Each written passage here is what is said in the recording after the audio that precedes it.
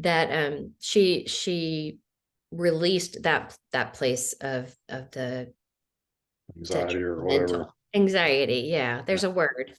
Um, Stress. It could be a bunch of yeah, different words. it definitely is a word. So it totally changed how she felt inside and that she was able to calm down. So gratitude can also like help us release anxiety and stress when we start reframing whatever is happening or what could happen into a place as I'm grateful this is not happening even, or I'm grateful that this hasn't happened yet and how can I prepare for it.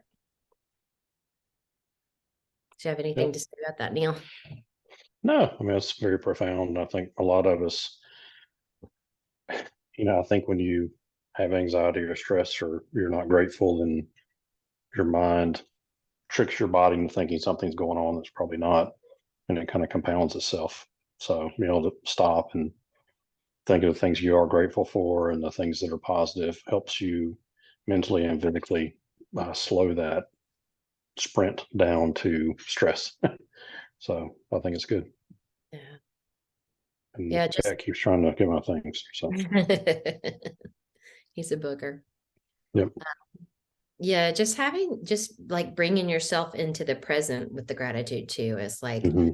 I'm grateful I have breath in my lungs, and just feel yourself breathe in and breathe out, and look at something or feel something, like I feel the chair underneath my hands, or I feel the ground underneath my feet, and this is where I am right now. So all those Yeah. little things can add up to the gratitude and the relief of stress. Do you want to add anything else to that? No, no, I think I agree with it. I think gratitude is something that a lot of us don't think about, but I think it's very powerful and something we should all experience and work towards every day because it helps our being, helps our soul. I think it helps in a lot of ways that people don't really think about it, but it really does. So, Yeah, it's so true. And especially as Americans on Thanksgiving, right? We save our gratitude for one day of the year. And really we should be experiencing that gratitude every day. yeah, And especially if you're grateful for people in your life, like you need to tell them. yeah, Even yeah. A if you're little gratitude goes a long way. it really does. So, Especially if you're an employer, right?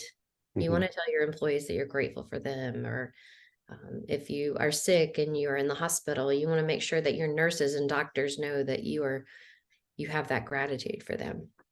And Yeah, it really exactly. changes how people respond to you. I think it also helps like people want to do more for you, right? Yeah, very, very true. Because you're like, oh, well, you appreciate me. I'm not just here to work for you and you Hmm. just take me for granted. It's true. So that's a whole other perspective. Yeah, which increases productivity and quality of life. I mean, everything. So very, very well spoken. Absolutely. So I want to shift this conversation just a little bit to a couple of books that I've read. And if you want to know the names of these books, then I'll be glad to share those with you. I just don't want to call the names of these books out because I am kind of um, taking their perspective of what they wrote about. Not that their perspective is wrong, but it just a few things that hit me about gratitude as I read through these books. The first book is talking about the oppression that people feel in this world. And in her story, she talks about how she's been kept down and she hasn't been able to experience the same things as most people because she's oppressed and et cetera, et cetera. But Hmm. also in her story, she talks about being able to volunteer for the Iditarod in Alaska. Wow. Yeah.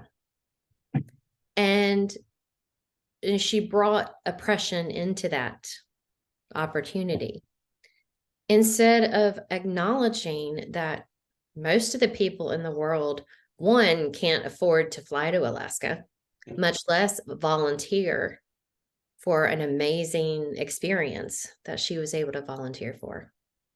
Yeah. So that really struck a chord with me. I'm like, oh, wait a minute. Like, you are blessed enough in your life to be able to volunteer for something as amazing as the Iditarod.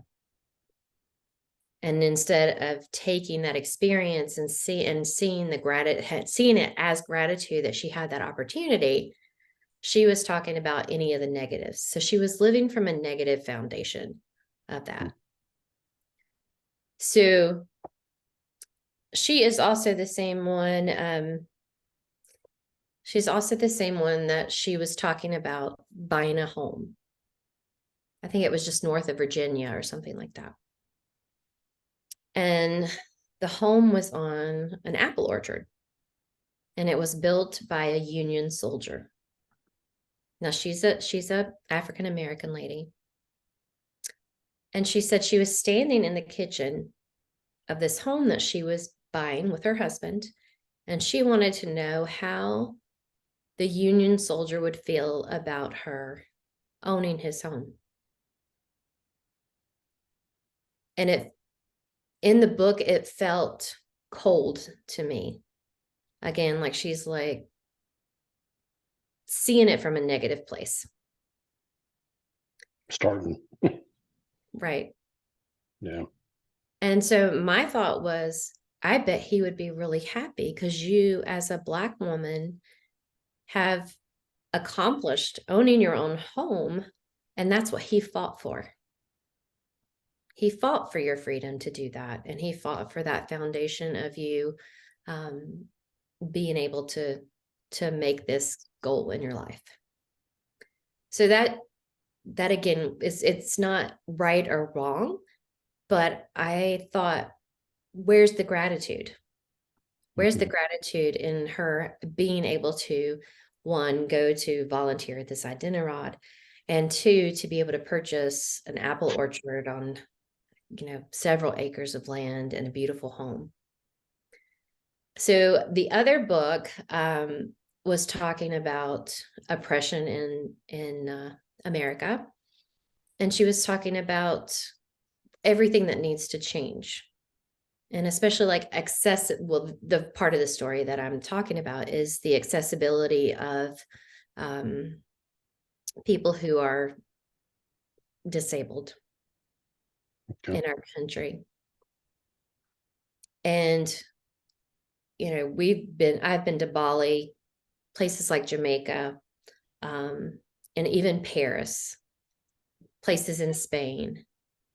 And the US actually has so much that's accessible to disabled people. Places like Bali, the sidewalks are not even enough. The streets aren't even enough for people in a wheelchair. Jeez. Yeah. The bathrooms, totally inaccessible. A lot of places we went had squat toilets. So literally it's just an open hole in the floor and you squat over it. So imagine being disabled and having to go to the restroom in Bali and there's a squat toilet. It would be nearly impossible. Yeah. But even in Paris, Neil, do you remember seeing anything like, I mean, most of the restrooms were tiny and you had to go down the steps to get to them. And Yeah. And even think about the mass transit, like the tram and stuff. There's stairs everywhere. There was nothing that I remember seeing. I don't remember seeing anybody that was disabled traveling on any of that stuff. right, So elevators. I don't really even remember seeing like handicap spots for people to park and stuff like that. Right. Now that you say that, I can't think of much of anything. Yeah. So And interesting, very interesting. so my thought again about that is, where's the gratitude for what we do have in our country? Because we have worked really hard to make a lot of things accessible to so many people. Mm-hmm. If you have an opportunity to travel to some of these other places, you'll understand that the US actually is very accessible in so many ways. Like, I'm Yeah. not going to say it's all completely accessible, and we have so much work that still needs to be done.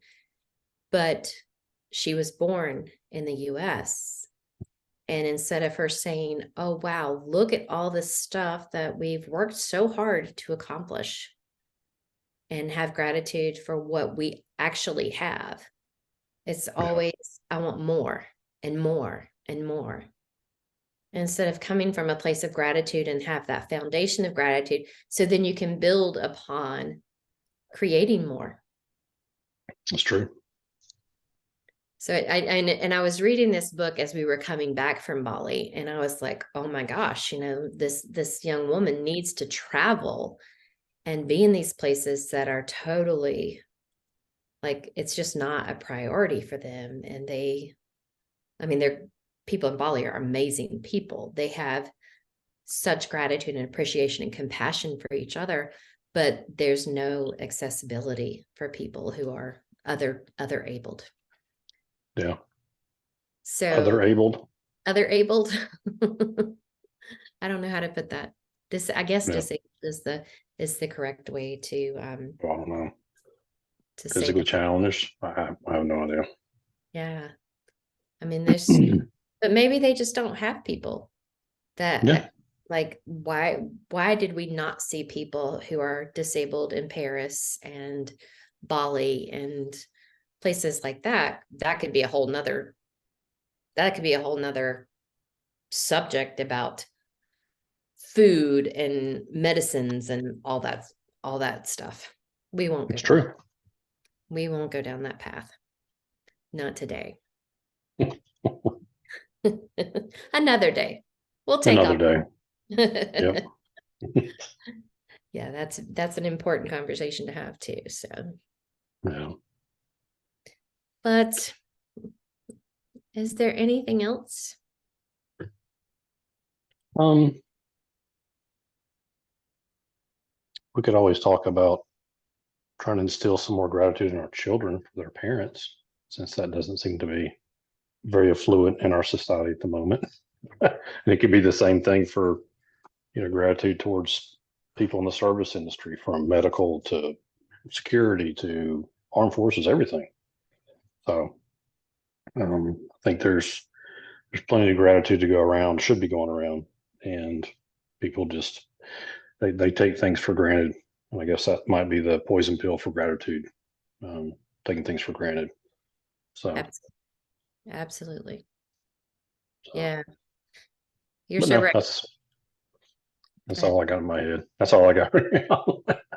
No, I think that's So, excellent way to talk about it too, is, if somebody holds the door for you, do you just walk through mhm, and act yeah, like they should hold that door for you? Or yeah, do you say, hey, thank you? yeah. I'm owed that. You're like, what? Right. You know. So And pretty then frustrating. it is. And so many people who don't tip their waitresses and waiters in this world today. And, they're making very little money, and they're working their tails off to meet your needs as a customer. So that's very important. Even just to say thank you. Hey, I appreciate all that you did. Yeah, And we don't do that enough. And I very think true. our military, you're right, Neil. I mean, our military gets a lot of crap thrown at them. Yep. But who's the first person you call? Our police officers, right? Who's the first person you call if you need somebody? Yeah. Yeah, they're going to come save you. So having gratitude for the people who put their life on the line. There's ambulance drivers, the EMS, the firemen. Just not And Nicolas Cage. yeah. Yeah. It's a very interesting movie. Yeah. We recently watched a movie that was just crazy. And we don't want Different. people like that. But we No. just take those people for granted, don't we? Yeah, Because we they're really always going do. to be there when you need them. Our And it's doctors, our nurses. you think about the things that those people deal with on a day-to-day basis, and it's just it's tough. I'm sure it's tough for them to leave that stuff, at work, just like it is everybody else. Yeah. So, And then let's go a little further, the teachers. oh, Yeah. yeah, absolutely. Teachers, 1000% teachers. I mean, Yeah. they are teaching our future leaders and everybody. So, Yeah. And they don't get to really clock out because they go home and they're still grading papers and they're making plans. And, yeah. they put up with kids who are, you know, angry and kids who have had a Hmm. lot of trauma and who don't go home to love and food and all the things that some of our kids take for granted. Yeah. So definitely share that appreciation with your teachers, especially this coming week. There's probably just a couple of days of school before Thanksgiving, and just tell your kids, hey, tell your teacher thank you. Thank you for Yeah. being here. Thank you for holding space for me. Thank you for teaching me. Thank you for showing up every day. Hmm. Very true. I mean, I teach some yoga classes at Fernleaf, and some of these kids have had some really hard times in their life, and they take that out on their teachers. Yeah. And these people still show up every day. I don't know how they do it. I don't either. It is not. Really don't know. But all these are things that you can, remind your kids to have gratitude for too, is, say, hey, maybe go thank your teacher today before you leave school, or, the security guard in the school, or the SRO, or um, whoever it is that they come in contact with. And Mm, SRO is the resource officer. yes. Okay. Yeah. So these are all very important things. It's so simple. A thank you. It takes you half a second to say it, Hmm. but it can make a world of difference for somebody. Yeah. Yep. Show that gratitude. I looked up another definition, and the one word definition is thankfulness, Hmm. which is pretty good. So pretty cool. Yeah. Very simple. Hmm. Allow it to change your perspective in your life. Yeah. Sure does. Okay. I'll quit looking for definitions. That's okay. I appreciate it. Yeah. That's kind of cool. Interesting. It's easier on the computer, not to look at pictures or look at non-picture books or whatever. I'm So, grateful for what you do too. Looking up definitions. yeah. Thank you. I'm thankful you've not killed me yet. How about that? Changes your perspective on things, right? Or maybe it's I'm thankful you've not been successful killing me yet. What you say. I know. We're being recorded. I shouldn't say that. Yeah. For all those people out there, Neil and I have been together over 30 years and been married 26. Shit. So test. Yeah, 26. So we're still here and we're still making it. And Yeah. there's a time that we have to remind ourselves often to just say thank you. Hmm. Please and thank you are very powerful words in a relationship, in any Yeah. relationship. Spend some time together. Go have dinner. Hang out. Yeah. Yeah. Agree completely. Okay. Well, is this going to be a short meeting today? I guess because it's just us, or Yep. I think we're said all we need to say. okay. If there's anything else you want to say. No, no, just grateful for the life I have and the people and the friends and the family. Um, I think it's important for us all to try to make some space in our lives, in our days, for gratefulness and thankfulness. I agree. And not just in our prayers at night, but in our daily lives with everybody that touches us. Yep, very true. Yeah. Well, I'm grateful for each of you who have hopped on here and maybe listened on Facebook, or who might see this in the future. And sorry that I missed recording the beginning of it, but you catch that on Facebook because that'll be on there. And then we will have another meeting in December. And I cannot recall exactly what, I think it's surrender, and how surrender can help release fear and change your life too, and help you move from a place of less anxiety and less what ifs too. So Yeah. it's going to be a very powerful conversation, and I hope Jimmy will be feeling better and Jeffrey will have Have some power.